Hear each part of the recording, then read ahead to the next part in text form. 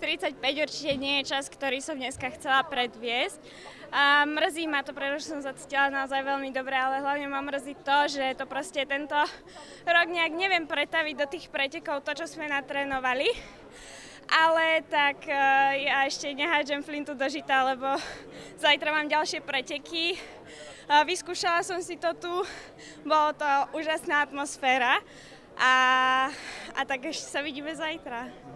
To určite, ale hovoríš, že tento rok sa ti nepodarilo pretaviť tie časy, ale mala si tento rok aj predsa 7.26, tvoj osobný rekord. Keby si ten teraz behla, tak je možné, že by si postúpila do semifinále. Mrzí to, že to takto nemohlo výjsť? Tak mrzí to, lebo snívala som tak o tom osobnom rekorde. A kebyže to je osobný rekord, tak je tam šanca toho postupu do semifinále. Ale tak ešte jeden beh a ja zabojujem o to semifinále samozrejme. Kde si to možno dneska stratila? Lebo zdalo sa podľa obrazovky, že prvých 40 metrov si držala so všetkými ostatnými pretekárkami tú líniu a potom asi bol to záver, kde si to stratila?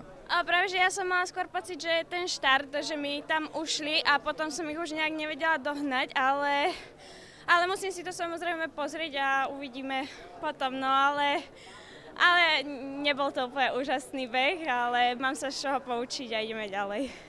Hovoríš veľa o zajtrajšku, kde máš teda ďalšiu šancu, samozrejme prekážky, tam je možno tá šanca ešte vyššia. Budú sily po tomto behu, možno aj, je to tak zle povedané, ale možno, že aj výhoda, že nebudeš unavená?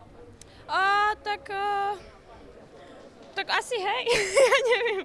Nie, únava by tam nemala hrať žiadnu rolu, pretože máme natrénované na obidve disciplíny, aj keď ten začiatok tejto sezóny bol naozaj super a čakala som od seba veľmi veľa, tak asi to nebolo dobré a trošku mi to brnklo po nose, že nemám od seba toľko očakávať, ale ja stále od seba očakávam veľa, takže ja ešte nezatváram dvere. Dobre, ďakujem pekne. Pri ďalšom útoku na semifinále držíme palce.